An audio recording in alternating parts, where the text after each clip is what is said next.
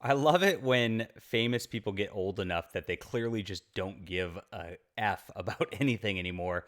And so they just say what they want. They say what's on the top of their heads. There's nothing Hollywood studios can do to sort of put a damper on what they're trying to say or put a kibosh on it, pull them off stage right. They're not afraid for their careers anymore. And William Shatner really exemplifies this more than almost anybody else in the industry. I laugh at his statements so often. And today's no different at San Diego Comic-Con. We'll get into this in just a moment. My name is John Delarose. I'm a #1 best-selling author and award-winning comic creator. If you love the way that Star Trek and Star Wars used to be, you're absolutely going to love my books. Those are huge influences on me.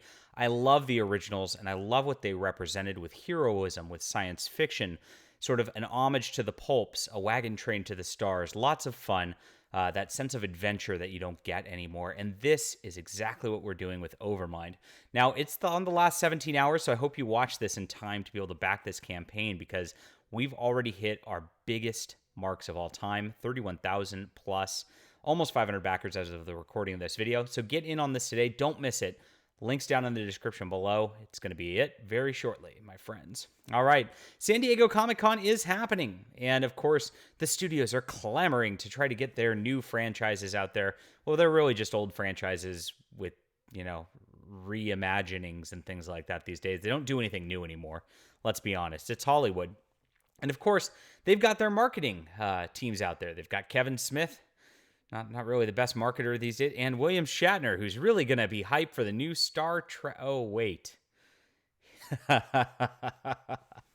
All right. William Shatner came out swinging at a San Diego Comic-Con panel, and he made some great jokes. Of course, he made self-deprecation jokes about his own age. He's 91. Can you believe that, guys? He went up into space last year. William Shatner is really just the epic Chad. I saw him at a convention.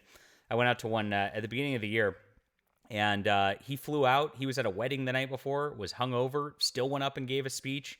The man's a legend. I hope I have that much energy at 91 years old. God bless you, Mr. Shatner. Okay.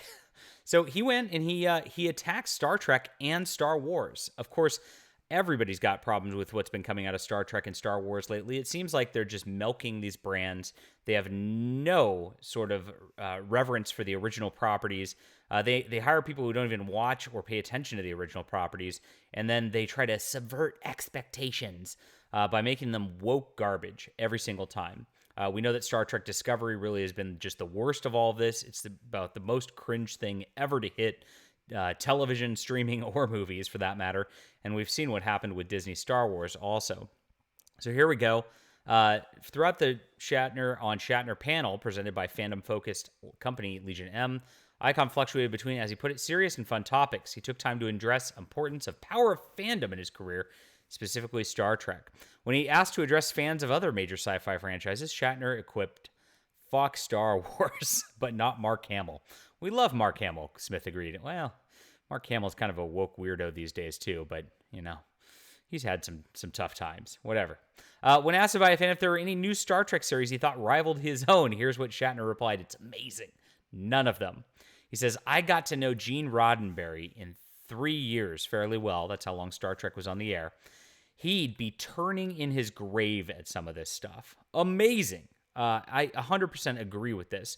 Look, Gene Roddenberry was all about the pulp adventures. Like I said, he pitched this as a wagon train to the stars. He did cop procedurals. That's what he was doing in the 60s, and he was creating a lot of fun. And he really liked those girls in the miniskirts, I got to tell you. But that's another story. These days, of course, they're trying to make everybody androgynous, everybody LGBTQ. It's about looking down at one's own identity rather than looking out to the stars and doing something wondrous. And that's exactly what Star Trek's lacking.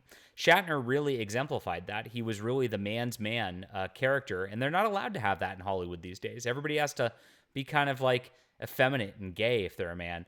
They have to be masculine if they're a woman. It's a very bizarre world to where you just don't want to watch it because everything seems unnatural and forced. And Shatner knows this. Gene Roddenberry would have known this if he would still be alive today. And this is just some of the funniest stuff I've seen coming out of San Diego Comic-Con.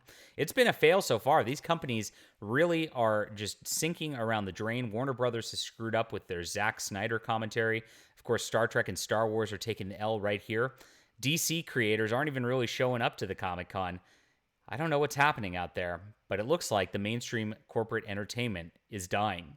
Leave a comment down below with what you think about this. I'd be happy to hear from you. Hit the like and subscribe button, everybody. And of course, please don't forget to back Overmind. This is the alternative to this woke entertainment out there, and I know you're going to love it. Back it today. See you.